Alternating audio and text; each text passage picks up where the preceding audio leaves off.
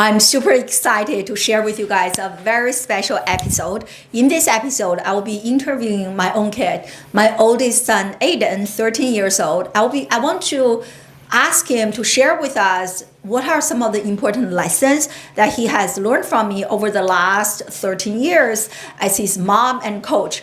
I coach him the same thing that I coach the teenagers and young adults in my own coaching program, such as procrastination, self-insecurity, self-doubt, fear of failure, fear of stepping outside their comfort zone, organizational skills, time management skills, goal setting, and relationship challenges. So I'm really excited to have him share with us what are some of the important lessons he has learned from me because of privacy reasons, I can't always do this type of interview with my own students, even though every single person has an incredible transformation, have their own incredible journey.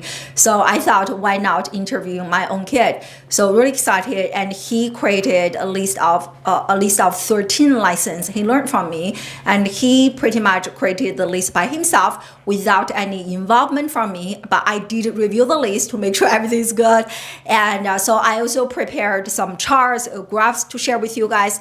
To accompany every single point that he's going to mention. Okay, so I'm going to invite him to come to the camera. Come here, Aiden. Should be music here. Stand up. So yes, why don't you say hi first? Hi. How are you feeling? I feel so great to be here. I feel so honored. Thank you so much for having me. So this is actually not the first time I interview him. I interviewed him when he was 8 years old and 10 years old. And so this is actually our third interview. If you're interested, I can maybe share the links to the last two interviews. We both have grown a lot. So yes, why don't you start with your first lesson? Okay, so my first point is there are the three trajectories. And this is what they are. So why don't you explain to us? So in life there are... Yes. In life there are three ways you can move. Not changing at all, going a straight line, going positively, and going negatively. And I'm a fencer, and for a while I wasn't getting very good, and I was just staying the same and everyone else was getting better. So I was just on this straight line here. But I really wanted to get better, so after a while I decided that I needed to practice more and work out more, and now I'm doing that and I'm on the positive trajectory. Yes, and as a result of that, and so yes, exactly. For quite some time, he was on the middle line, and this is Albert Einstein's definition of insanity. Share with us. Yeah. So Albert Einstein's definition of insanity is doing the same thing over and over again and expecting a different result. Expecting a different result. Say that one more time. Result. Say the whole definition one more time.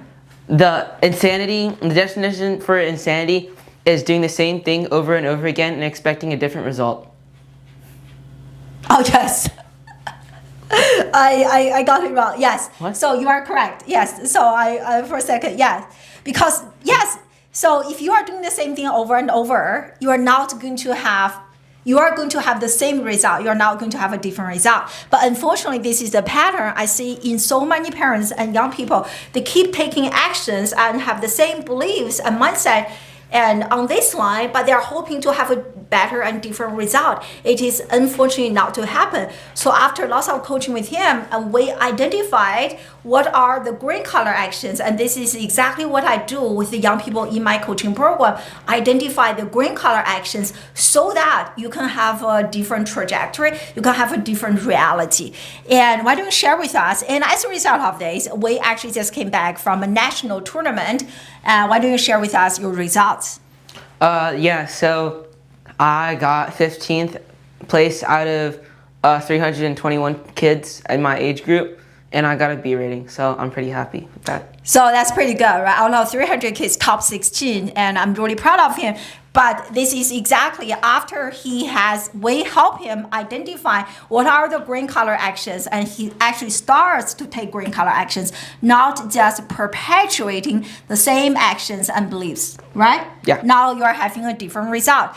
And he was at the C level and upgraded to B level. No, you were at D level, upgraded to C level and B level. So level up twice. And this is what we say hockey stick, right? A hockey stick trajectory. So which I'm really proud of. Yeah, so second. My second point is fail to plan and plan to fail. Elaborate. So that means that if you don't create a plan and you don't know what you're going to do the next day or the week or the coming week, then in the end you're going to fail because you're going to keep procrastinating and you're not going to know what you're supposed to be doing. So share with us how you are applying this to your life. By always planning ahead and making sure that everything is being done. Yes. So what is your routine? Every night I will do a reflection and plan for the next day with this awesome Disruptors planner. So what are some of your reflection questions? And how long have we been using this planner? Many years. I don't know. 4 or 5. Yes.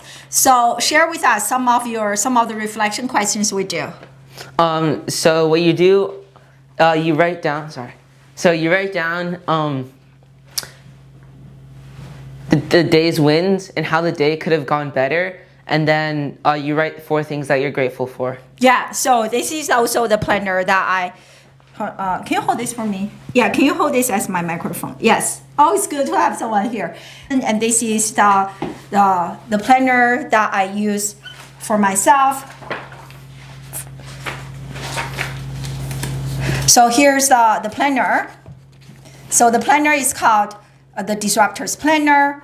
And then, so here, what he was talking about here, the priority, and priority, affirmation, and reflection, and what is today's celebration? How could I make today even better? And this is the gratitude list. So share with us, how has doing this planning, you said earlier, right? Fail to plan, plan to fail. So do you think planning has really benefited your overall productivity and performance? Yeah, I agree. It definitely has, especially for school too. So that I'm not missing any big assignments or forgetting to study for them. Yeah, and on the days when you do miss things, typically because of what? Because I didn't plan ahead. Yeah, and something we discuss a lot is start with the end in mind, reverse engineer. Why don't you share that? So reverse engineering is just starting with the end in mind, and that means just looking ahead and making sure that you prioritize what's most important first. Yeah. And more on that later. So, after working with so many young people, I learned that many people are really in the moment and they do not really think about what is ahead of them, and their ability to engage in long-term thinking is getting weaker and weaker. So I think doing this type of daily practice, this is exactly what I do with my students. We do quarterly review, we do yearly review, learn to tease out the lessons, has really helped them have a more intentional life. What do I want for this year? What is my intention for this quarter, so that they can make intentional changes? Yes, great. Number 3. Number 3 is always make sure to write things down. I love that. Elaborate. Writing things down is always important for multiple reasons. One, because you can remember things 40% better when you write something down, and also it's just always good when you forget something. You can always just look back on the notes that you took and what you wrote down. So then you're more prepared and you know what you're doing. Yes, and this is the part where we remind you so many times. And again, what I learned, notice that many young people, they do not. I feel like many young people, when they take a class, whatever, it's almost like watching a Netflix show. Just sit on the chair, very passive. So it is lots of hard work for us, at least for me, to actually coach him to write things down, learn to take notes. So share with us, how has taking notes, writing things down help you or not? It really has helped me, and mostly because it's helped me. It's just always good to have notes to look at, and when you forget something, you can always just look back and you have an answer, because the majority of the questions that I have can be answered through the notes that I took. Okay, great. So what's the next one on your list? Use future goals to shape your present. This is my favorite one so far. Yes, elaborate. So you always want to use your goal to make your decisions for you, because if your goal, for me, it's to become an Olympic fencer, and if I had a choice between go playing with my friends or going to fencing practice so I could get better at fencing, I would choose fencing because my goal is to become a really good fencer. Yeah. So share. This is something we discuss a lot, and I really love this. So many people are using their past. Again, on my channel, I discuss so much regarding using the future as a tool to engage in decision making. Because once you have a goal, you know what is a priority, you know what is a distraction. And I learned so much from Dr. Benjamin Hardy, and definitely check out this video here in which I specifically discuss this concept. So share with us. Just even in the last week, how you practice this. Use your future. How did you say it? Use your future. How did you say it? Use your future goal to shape your present.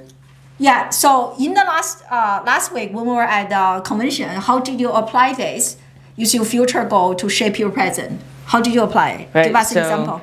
I had 3 events, and in my first 2 events, I hadn't done very well, and I had a gap between my second event and my main event, and I had a choice to either use that gap day to go and play and go to like the water park or something like that, or I could have stayed at the convention center and done more fencing practice. I decided to stay at the convention center because my goal for that tournament was to get at least my C rating, and I ended up going to the convention center on my gap day, and the next day I got my B rating.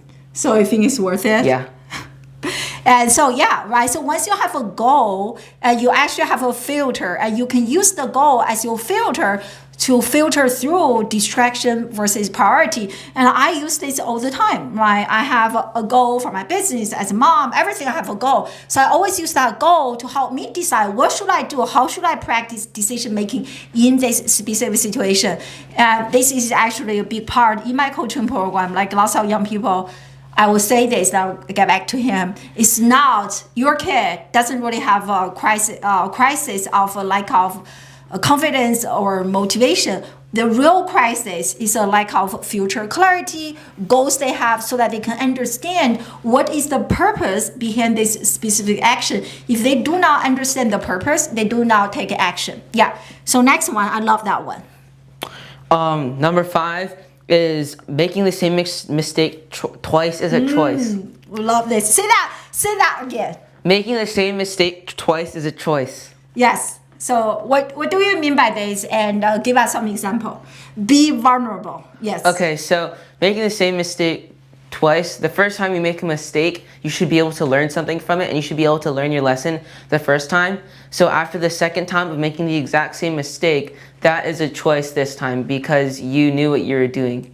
So one example is me watching TV when I'm not supposed to, because I had already been caught multiple times, but I still ended up doing it because I knew it was wrong and I knew that it was a mistake to do it, but I still did it anyways because that was my choice to watch TV.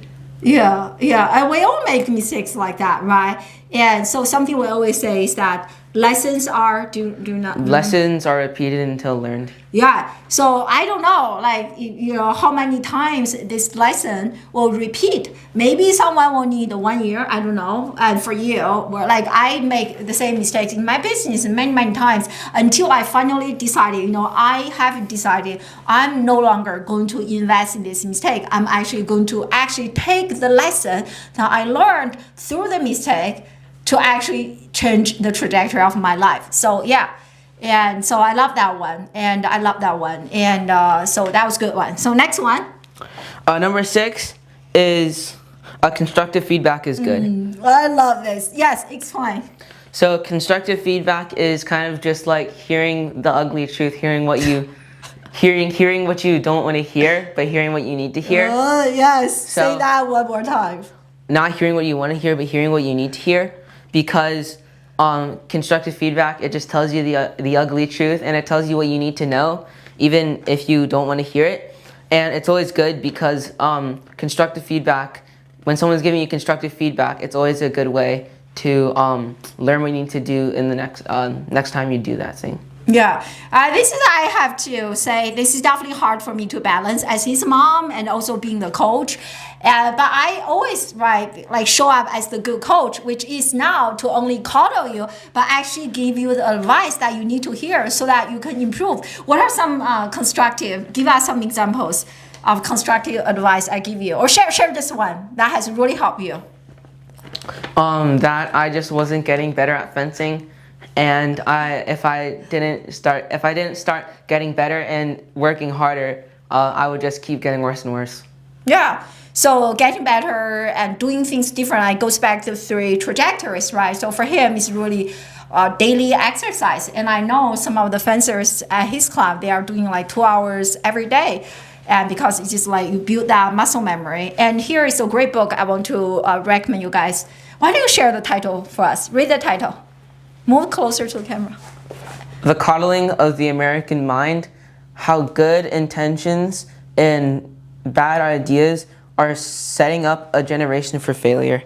So here I will link the book in the description box. And it's written by Jonathan Haidt.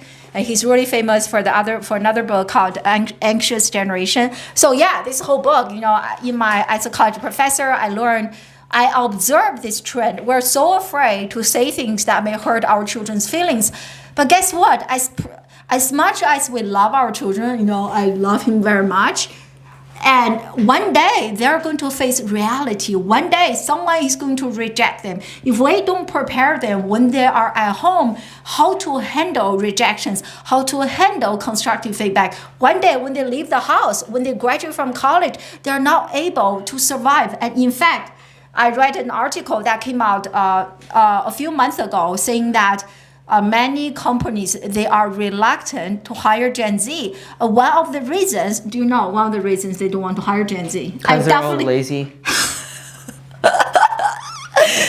So one of the reasons, I'm not sure about that. I think there might be. Yes, it's not lazy. It's like they do not take initiative. They are waiting for other people to tell them what to do. But one of the reasons what he's talking about here is that they really have a hard time taking constructive feedback. So yes, recommend that and constructive feedback. And even for your academic writing, and I give him some constructive feedback. You always have to, right? And I think this is where, you want to explain this model that we use a lot here. Yeah, so the gap and the gain. Right, so you always want to see the gap in the gain, especially when we are getting constructive feedback. You need to know what the gap is, but you also want to know what you did well. And also going back to what the planner does, making you write down today's wins or how could you make today even better. Yeah, that's great. Yeah. So you don't want to only give constructive feedback, right? Especially if it's a bit hard to swallow. And we also, when we do the daily celebration, with daily reflection, we start with celebration, today's wins, and you want to see both. You want to see the gap and the gain, right? So celebrate making incredible progress. Great, good job. Keep going. And number 7 is failure is good. And like, so failure is good. It's always good to learn new things because every single time you fail and you mess up, you always learn a lesson from it, even if you don't realize it at first. And the only person that has never failed is the person that has never tried anything new, because when trying something new, you're obviously going to fail at it. And even when you fail, there are good mistakes, and you learn a lot. One for me is forgetting to bring my fencing equipment to fencing class or fencing tournaments, and sometimes I'll forget to bring like my fencing mask or shoes, or blades, or clothes, and they're good mistakes. Every single time I do it, I'm like, oh dang, now I need to borrow someone else's, or I'll just have to make do without it. And they're good mistakes because it shows me that I need to make sure I have everything with me. Yeah, so I love that, right? So you already kind of experienced the failure, so why not? Let's not waste the experience. And the only way to not waste the experience is to tease out important lessons. So, like for example, this actually did happen. He was attending a fencing tournament but forgot to bring his shoes. What is an important lesson you learned from that? Always remember to double and triple and quadruple check. Yeah, even though we told him, he just like, yes. So yeah, double check everything, checklist everything. And so yeah, and actually develop such a good habit at a very young age so that in the future, when you attend important events, you will actually, have the muscle memory to actually check. And this is something that I notice lots of young people, they are really having a hard time doing. And so here, because here, actually, I want to share something with you. And in terms of this fear of failure, so you can see this is a chart that I use all the time. So inside the inner circle is your comfort zone. And as soon as you do something and outside your comfort zone, you are going to encounter your fear. And then the third circle is the learning zone, and then you are going to grow, the last circle. So it's impossible to go from the comfort zone to the green color without going through fears, struggles, mistakes. So it's normal, like in our family, we normalize failures, rejections, and we share failures and rejections and mistakes. And so yeah, that is a great point. I feel like lots of young people, they have this fear of failure. Even today, let's be honest, even this today, he said, doing this, how did you say it? This is impossible and it's really nerve-wracking.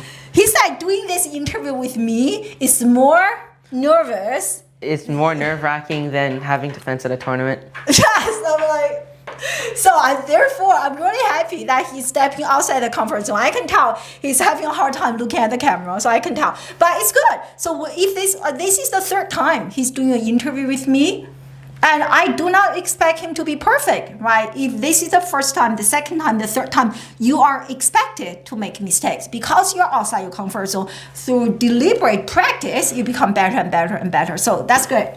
Next one. Number eight is the yes. emotional cycle of change.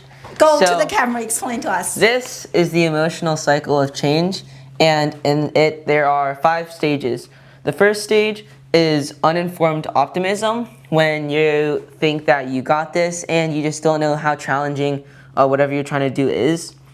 And the second stage is informed pessimism. And informed pessimism is you know that you're bad at it, or you know that you're not that good at whatever you're trying to do and whatever you're learning. And you just know that you aren't really good.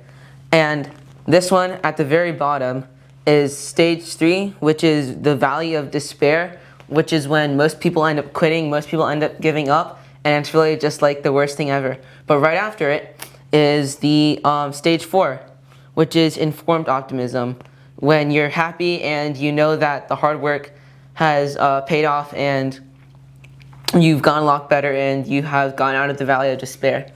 And the final stage is success and satisfaction, where you just successfully become successful at whatever you're learning or whatever you're doing. Yes, so that's great. And you want to give us an example of how you go through. This is a cycle that I personally go through every time when I do something new. And I'm definitely going through this cycle with parenting, running my business, starting my YouTube channel. Almost every time I learn something new, I go through this. So why don't you give us an example? Yeah, so I'll just use fencing again. When I first started, I was at uninformed optimism. I didn't know how hard it would be. I was like, I want to be good, but I was kind of just doing it for fun. And then for the past about 3 years, I've been in informed pessimism and in the valley of despair. And I just wasn't really getting any better, but I really didn't want to quit. So I worked harder, and now and this year, I am at the stage 4, which is informed optimism, and hopefully I can get to success and satisfaction. You absolutely will year. if you keep going. if you keep going. Yes, like, yeah. But we look at this chart at the bottom, rock bottom, that is where most people give up. When they give up, they're like, hey, maybe fencing is too hard. Let me go try soccer. And then quickly they will go through the cycle again and learn that soccer is too hard. So they literally jump from a shiny object to another shiny object. So they repeat cycle one, two, three. Like this is where most people go through. But you just need to know the rock bottom, that lowest point is what you have to experience, what you must go through in order to achieve success. So keep it up. Yeah. And in number 9, we have the 4 stages of learning. This is my favorite. This is absolutely my favorite model. Yes. Which is this. So it's a triangle and okay. Yes. So it's a triangle and there are 4 stages. The first one is unconsciously incompetent. And second stage is consciously incompetent. Stage number 3 is consciously competent, and stage number 4 is unconsciously competent. So stage 1 is that you don't even know that you're bad at something. An example for me was cooking. I didn't know that I was bad at cooking. I had never really cooked, and starting either this week or last week, I began to cook, and I am at consciously incompetent. I know that I'm bad at cooking, and it's very hard. But then stage 3 would be that I know I'm good at cooking and I'm getting better. But then stage 4 is almost like breathing. You're a master at it. You just unconsciously do it. So for cooking for me right now, I'd say I'm between consciously incompetent and consciously competent. I think you're level 2. Here's my constructive feedback. He literally had just started cooking 2 days ago. So yes. No, but I made some pretty good food. It was decent. He actually made lunch. And breakfast and lunch yesterday. Only breakfast was bad. For the family, which is, yeah. You can see, and here, Ada, share with us, what are the emotions that as a learner climb up on this learning model? What are some emotions? Well, trying to climb up, climbing up this, this triangle, a lot of the emotions are really just like making a lot of mistakes and feeling confused. Because as you get better, you're also going to experience a lot of setbacks. So let me ask you, have you experienced a frustration in your cooking, fencing, school, everything you do? Yeah, and really everywhere in life. I feel like that happens to everyone because failure is just a thing that we have to like endure and learn from. And yesterday, I almost used Worcester sauce and I thought it was vanilla extract. No, you used. And I used some random sweetener and I thought it was vanilla extract too. Yeah, I used the wrong thing and then I was like, oh, this is the wrong thing. And then I grabbed into the wrong thing and I thought it was the right thing. Yeah, but our youngest kid loves it. Yeah. So again, it's really interesting, right? So as parents, as much as we want our children to achieve success, we also need to normalize failures, frustrations, and confusion. Those are actually not only necessary, but positive signals of a kid stepping outside their comfort zone, learning something new. Yeah. Like I said, watch him feeling frustrated, making mistake, like got the ingredients wrong. Like in fact, can we just be honest? Yesterday I asked him, hey, can you make waffles? His very first reaction was, oh, I'm gonna mess it up. No, he said, I don't know how. Yeah, I know how, yeah. I was like, yes, that is like, how can you know, right? So here's another, ask different questions. You don't know, how can you know? And you eventually did a pretty good job. Yes, great. Next one. Number 10 is the ping pong balls and coffee beans experiment thing. Do you have it down there? I do not. Okay, but so I'll explain it. So you have a mason jar and you fill up with coffee beans, which are the minor things in life. And you fill the whole thing up with coffee beans, and then you try to put in the ping pong balls, which are the major things in life, such as like your family, your health, or your house, or your job. But if you fill up the whole mason jar, which is your life, with the minor things, then there's no more space for the major things. But if you switch them if you do that the other way and you put in the major things first, then there's always more space for the minor things. Order of operation, right? Yeah. This is what I share with my students all the time. There's nothing wrong with relaxation, watching TV, things like that, but order of operation. Here. Make sure you actually look at the camera. So order of operation, and there's nothing wrong with watching TV, relaxing. It's just like you have to pay attention to order of operation. If right after you wake up, you're already on TikTok, watching Netflix, binge watching this and that, but after that, you will be too exhausted to do anything. So how do you apply this? The ping pong balls represent the priority, and the coffee beans represent the distractions. So how do you apply this? He's definitely not perfect at this, but how do you apply this principle to your life? Always prioritize what's most important to you. Not just the minor things, not the distractions in your life. Yeah. Like what are some mistakes that you have made so far? Even this summer. Watching TV when I'm not supposed to. First thing in the morning. Okay.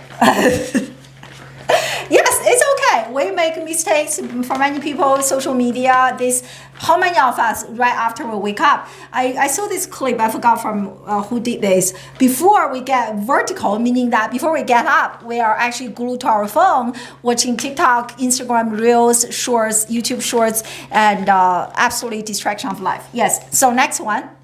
And number 11 is easy choices. Easy choices now means hard life later, and hard choices now means easy life later. So, okay, cool. So, this is a really good way to look at it. As you can see, this little person here is going down the slope, and it's really fast, and that's the easy choice. But then later, they have to climb up the mountain, and it's a lot harder later. So, an example in everyday life is an easy choice is to just go eat snacks, go watch TV instead of maybe, let's say, studying for a test. But later, when you're actually doing the test and you're like, oh, I should have studied. I didn't prepare at all. I don't know any of these questions. But the hard choices now means that you hike up the mountain and it's really hard, but later it's easy. So going back to the test example, instead of, let's say, maybe watching TV or going out and hanging out with your friends, you decide to study for the test, and then later, you're not struggling on the test because you know what the answers are and it's not that hard anymore. Yeah, I imagine the same thing can apply to fencing, right? Like doing the physical practice, and I can apply this to myself. Do I want to just sit there, be on social, because I use social media a lot, so should I just sit there and do nothing beyond my social media, or actually do something, engaging actions that can help me advance my goal? And this is a decision that almost all of us, regardless of age, has to make on a regular basis. Easy decisions now, hard life later. Hard decisions now, easy life, right? I definitely get lots of inspiration regarding this principle from David Goggin. So he's a classic example of making the hard choices and having an easier life. Yes, great. Next one. And number 12 is geniuses are made, not born. So love this. Nobody is born smart, and if you want to be, and people that are smart, people that are considered geniuses are like that because of their hard work and their sacrifice and how much effort that they've already put in to what they're genius at. And I learned this because the way I learned this was I used to be like, I'm not smart like other people, they're just geniuses at blah blah blah blah. But it's not because they're born genius, it's just because they put in way more effort into like school, like math or writing than I did. Yeah, anything like fencing or cooking, when you look at every kid who is really good at what they do, it's definitely not because they are genius, right? Like I actually just finished reading a book, and you should check out this video here in which I discuss three hidden dangers of the gifted label. Because for many kids, if they do have the gifted label, when things get harder, they feel like they are running out of their giftedness, and that is incorrect. And we had this coaching conversation at home because I start to hear him saying, oh, I'm not talented, I'm not gifted. I'm like, nobody is. It is really about hard work. And even there's a quote from Albert Einstein. Do you know that? Stay with problems longer. Do you remember that? Oh yeah, Albert Einstein was I'm not smart because I'm smart. I'm smart because I stay with problems longer. Yeah. So that was such a great one, right? Even he said, I'm not that smart. I just stay with the problem longer. Like how many of us are willing to stay with the problem longer? How long are we willing to stay with the problems? How about you? What is your threshold? I'm just curious. I'd say it depends on what the problem is. The same. But if it's something really boring, I wouldn't be able to stay with it for a long time. So I think I'm the same for the things, everything my coaching business, working with the students related, I can stay with the problems forever. For things I'm not, like my husband reads different types of books than me. Any of the books he read, I will be like, after one page, I'll be like, I cannot consume this. So yeah, great. So share another one. Which one are we And at? the last and final... Oh, last one. Okay, last one has to be good. Okay, is the 13th one, and this is called positive and negative spillover. So, positive and negative spillover, a good way to think about this is positive spillover is if you spend all your time with 5 millionaires, then you will become the 6th. But the negative spillover is that if you spend all your time with 5 smokers, then you will also become the 6th.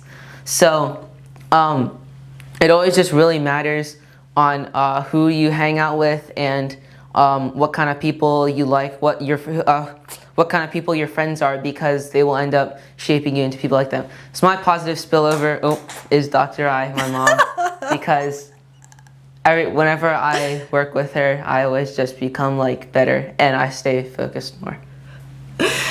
So I actually just saw this from a book, read this from a book, or maybe saw this from a video, and this person said that when you choose your peers, you choose your future.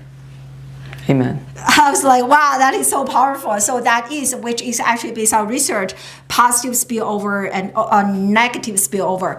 So yeah, so think about, and I also help the young people in my coaching program with relationships. Does your kid have a positive spillover environment or negative spillover environment? It definitely makes a huge difference. And I'm honored to be your positive spillover. Yes. So those are the 13 lessons you have learned from me. And anything else you want to say, you want to add before we finish this recording? Like and subscribe or else. Because this is really good coaching, and I'm very lucky to be like the one that gets all the coaching for free. So yeah.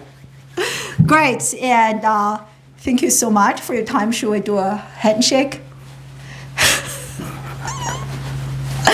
Thank you so much. And let me know, out of the 13 lessons, which one resonated the most with you. And definitely check out this video here. I think if you enjoy this video, you'll love that video. Thank you so much. And see you in another future video. Bye. 13 lessons that he has learned from me over the last 13 years.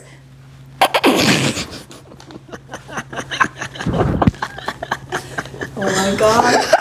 Here, share with us, what is the number one thing on your list that you have learned from me over the last 13 years? First thing on my list are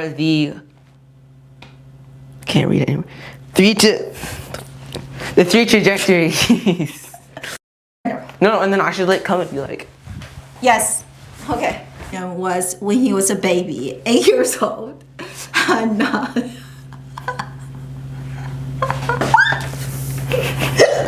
I interviewed him.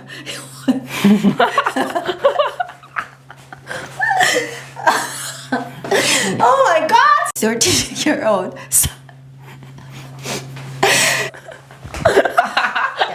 Okay. The whole day. Why not interview him? Because I have been coaching him